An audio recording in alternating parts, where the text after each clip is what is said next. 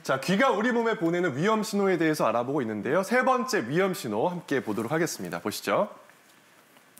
일상을 파괴하는 어떤 증상일까요? 보시죠. 이명이군요, 배 교수님. 네, 이명입니다. 이명 여러분들 아시다시피 남들은 못 듣는 소리가 본인한테만 이제 들리는 거죠.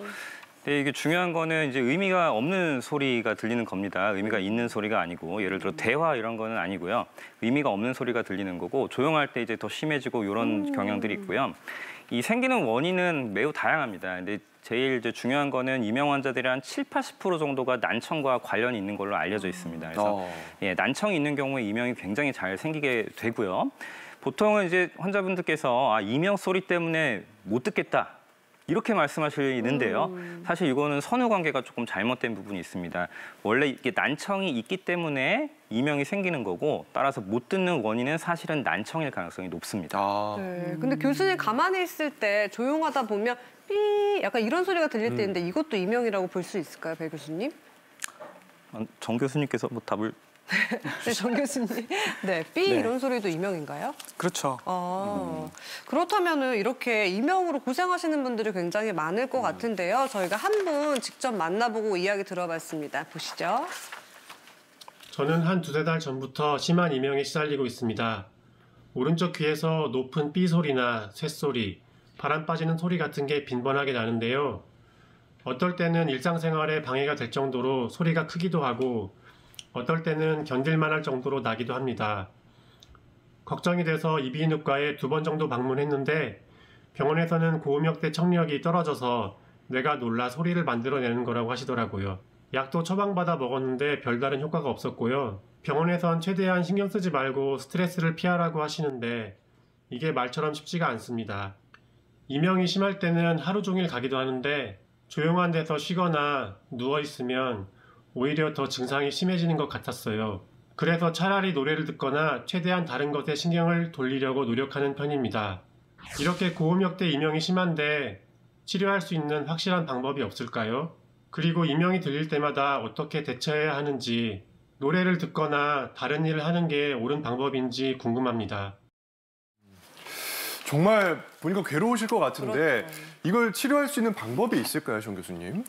그 뇌가 놀래서 소리를 만들어낸다고 들으셨다고 하는데요. 네. 우리가 이명에 더 관심을 가질수록 그 뇌가 소리를 더 만들어내는 걸 잘하게 됩니다. 그래서 그게 조금 익숙해지시는 게 도움이 되시는데요. 조용한 데서 혼자 쉬시는 것보다는 오히려 조금 배경 소음이 있는 데서 그 안정을 취하시는 게 더 좋은데, 그 내가 들리는, 내 귀에 들리는 이명의 크기가 이만큼이라고 하면 이명을 덮어버리는 큰 소리를 들으라는 게 아니고요. 이명이 약간 들락말락할 정도의 소리를 들으시는 게 도움이 되고, 이걸 장기적으로 했을 때는 이명의 완화에 도움이 될 수 있습니다. 그리고 최근에는 여러 가지 그 애플리케이션 같은 것들이 개발이 되어가지고요. 그 인지행동 치료, 그러니까 이명이 있으나 나는 크게 불편하지 않다라는 이런 생각들을 가질 수 있게 교육을 하는 치료들도 있고요. 그리고 그 신경 조절 치료라고 해서 전기 자극이나 자기 자극으로도 치료를 하고 있습니다. 네. 일단 이명의 증상도 굉장히 다양할 것 같은데, 진료실 찾는 분들은 보통 어떤 소리를 들으세요, 임 교수님? 네, 많은 소리들을 말씀드리는데 뭐 삐, 찌 같은 뭐 바람 소리, 파도 소리, 뭐 벌레 우는 소리, 기계 소리 여러 가지를 많이 호소하시죠. 아까 배성우 선생님 말씀하신 것처럼 난청이 있는 곳에 이명이 있습니다. 그러니까 TV 라디오가 망가지면 잡음이 나고 자동차가 망가지면 막 소리가 나는 것처럼 신경, 즉 청각세포와 청각신경이 망가지면 거기서 나는 신경 잡음을 우리가 이명으로 느끼는 것이죠. 그래서 그런 잡다한 소리가 나는 것이 바로 이제 신경성 이명이 되겠고요. 우리가 이제 근육이 움직일 때 그 근육의 소리를 또 두두두두 기관 총소리처럼 듣는 분이 있어요. 그런 걸 이제 근육성 이명이라고 하고요.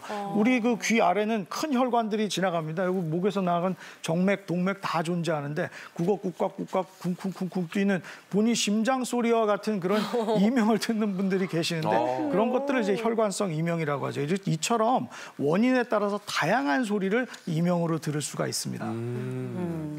교수님께서 아니, 소리를 또 준비해 주셨다고. 네, 한번 하는데요. 들어보실까요? 네. 네네. 그래서 이제 이명 소리가 대개 이제 소음성 난청인 경우 이렇게 4kHz에서 나기 때문에 이런 소리가 들리고요. 그다음에 노화성 난청 같은 경우 이렇게 굉장히 높은 8kHz의 잡음이 나타납니다. 너무 괴롭겠다. 이명은 살면서 한 번도 경험하지 못한 사람은 아마 없을 거예요. 저도 가끔 귀에서 삐 하는 소리가 들리거든요. 맞아요. 네. 근데 이명이 똑같은 이명이 아니잖아요. 어떤 이명은 치료를 해야 되는 이명도 있을 것 같은데 어떤 이명일 때 치료를 해야 돼요, 교수님? 피곤할 때 한 2분 정도 삐 소리는 누구나 한 번씩 나잖아요. 예, 예. 그런 정도는 뭐 크게 걱정을 안 하셔도 되는데요. 이게 너무 오래 지속이 되거나 뭐 5분 이상씩 너무 자주 빈도가 높아지거나 아니면 생활에 좀 방해가 되는 경우 이명 때문에 잠을 못 주무시거나 아니면 뭐 공부하거나 집중할 때 너무 힘들다 그럴 때는 좀 치료를 받으시는 게 좋습니다. 그리고 이명이 있으면 청력이 떨어지는 경우가 많아요. 그렇기 때문에 꼭 청력 검사를 해보시는 게 필요합니다. 네.